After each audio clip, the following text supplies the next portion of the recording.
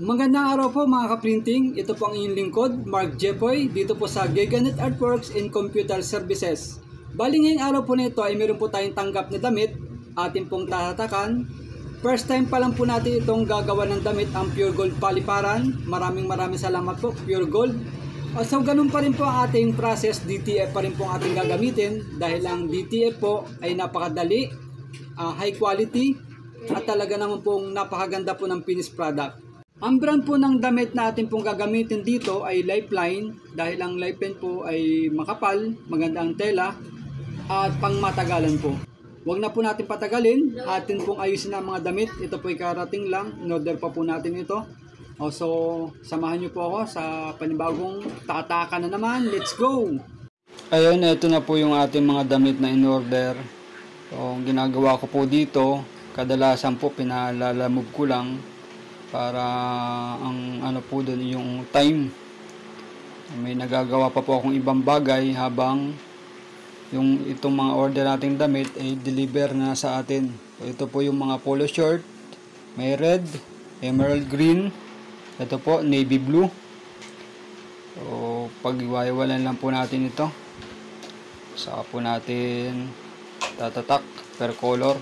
Kadalasan po ganito po ang ating tanggap, iba-ibang kulay kasi po ang ano po nito is per department.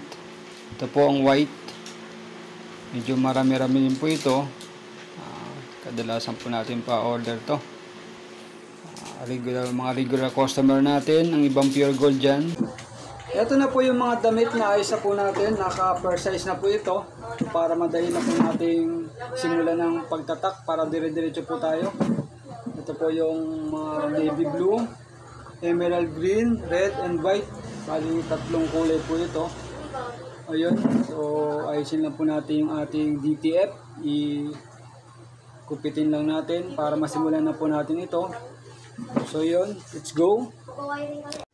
Ayun, ito na po yung ating DTF na ating itatatak sa damit.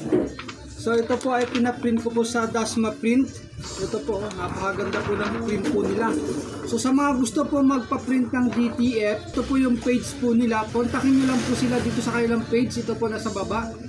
So napakaganda po at quality po talaga ang kanilang print sa kanilang DTF. Ito po, nakikita nyo naman po. Ito po yung ating itatrakin sa ating project na anniversary shirt. Pure Gold Paliparan 6 years anniversary. O so yun, ito po ay ating guguntingin na natin. Pag-iwahiwalay lang po natin itong mga logo na to para ma-ready na po natin. Bago po tayo mag-start is naka-ready na po ang lahat, nakaayos na para tuloy-tuloy po ang ating gawa. Ayan, bali ito na. Nandito na po tayo sa ating pwesto. Hindi na po natin ito patatagalin. Naka-ready na po ang lahat. Ito na po yung ating mga logo para sa front, sa left dito. Ito na po yung para sa ating itatatak sa likod. May bandang batok lang po ito. Then ito po yung mga pangalan sa braso, right. Ito na po, nakaisa po ito per size para tuloy-tuloy po ang ating print.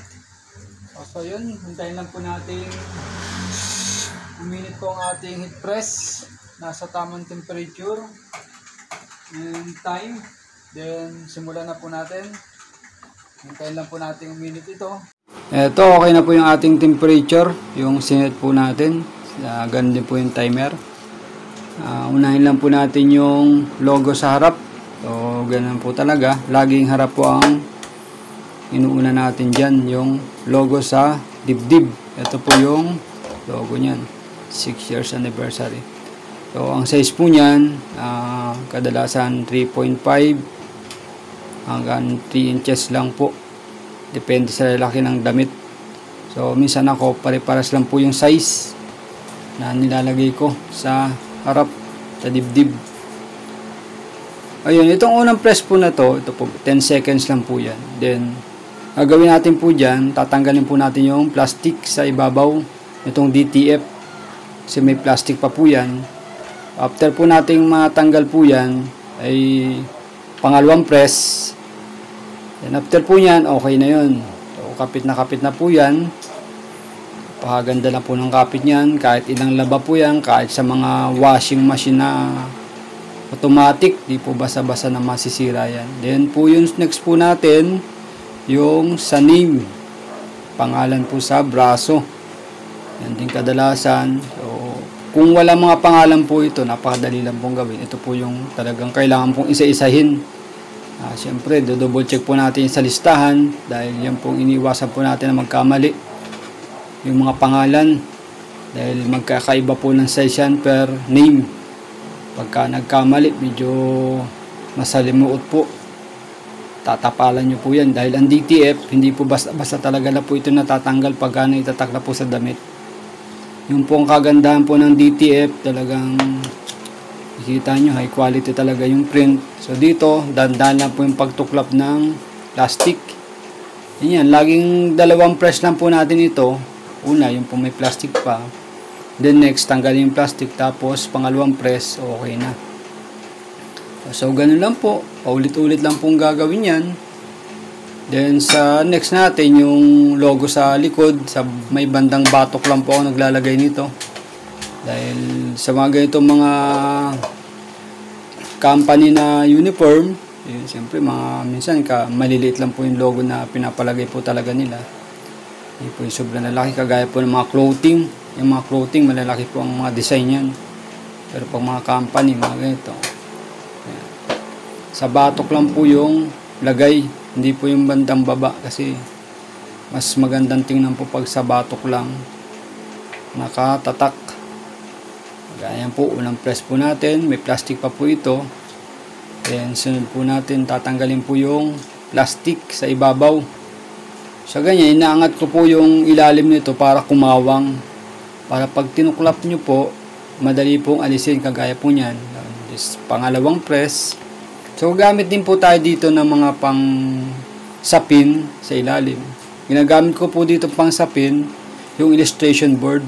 Illustration board lang po yan. Ginawa ko lang po yan. Okay na po. Nakikita niyo po. Napaganda po ng print ito. Saktong-sakto po sa brand po ng damit natin, Lifeline. Lifeline po, makapal po ang tela. Talagang maganda po ang ano. So, ganito lang po. Tuloy-tuloy lang po natin. Doon sa una kong pinakita. Same process lang po yan hanggang sa matapos po natin. Tapos lang po natin itong navy blue. Yan, sunod na color. Pare-pares lang po ng tatak. Nagbabago lang po tayo sa depende po sa mga design ng logo kasi iba-base po natin siya sa kulay ng damit. Halimbawa po yung design po ng logo nyo is mas marami pong white, so lalagyan po ng outline na black para umangat po siya sa kulay ng damit na white. Ganun din po sa iba-ibang kulay.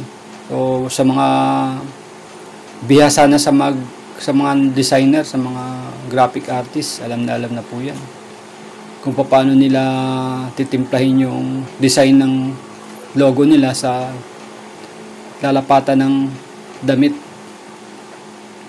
Ganun lang po, tuloy-tuloy lang. So, forward ko na lang din po ito. Same process na naman po ito. Yan po. Ganun lang, napakadali lang po ng magtatak po ng damit ngayon. So, kadalasan nga po, pwede na po kahit may heat press ka lang po sa bahay nyo pansimula. Dahil itong DTF, pwede ka naman po magpa-print na po nito. Halimbawa, may tanggap po kayong 100 pieces. Pagawa niya po ng design yun, logo, pa-print ang DTF, tapos may heat press po kayo.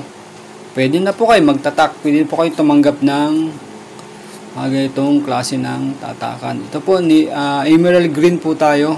So, ganun pa rin. Wala po na bago sa kulay ng logo natin. Wala na bago sa design kasi dark color pa rin po ang emerald green. So, yung logo po natin is napakaganda po na talaga ng combination ng kulay. Kahit saan po, pwede po siya.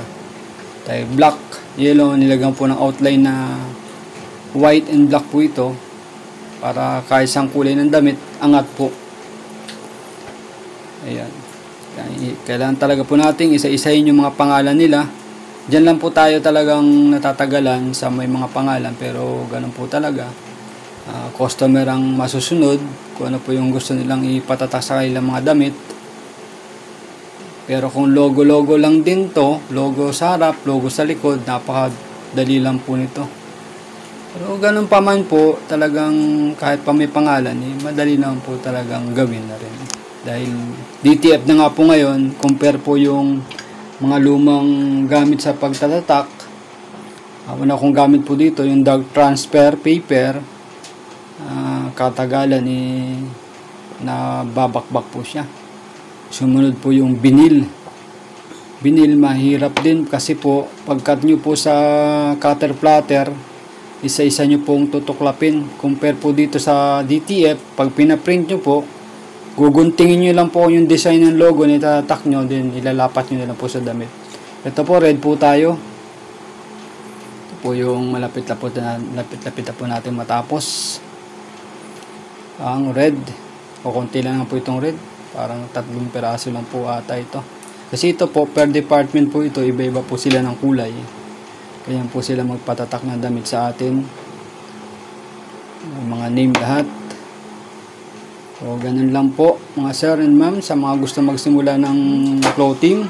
Dahil ngayon po, napakadali na po ngayon talaga. Compare po nung nag-start po ako. Dahil nun, napakarami po ko pong biniling gamit sa pag-print ng damit.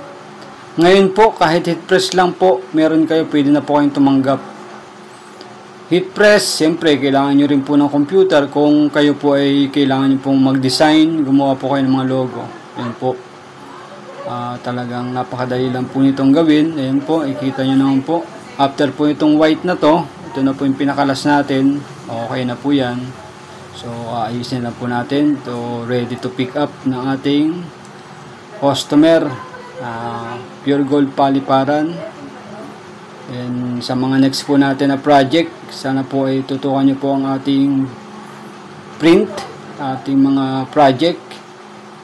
Maraming salamat po sa mga patuloy na tumututok sa ating pagtatatak. Ito na po, tapos na po natin lahat ito. Ayusin na lang po natin. Ganun lang po kadali. Kahit gaano pa po karami yan, kayang-kaya po natin tapusin yan sa DTF. Napalaking tulong po ng DTF po ngayon. So yung gagawin po natin ilang araw, ngayon, oras na lang, tapos na. Napakadali. Salamat po. Pure Gold Paliparan, 6 years anniversary. Then sa mga next natin project,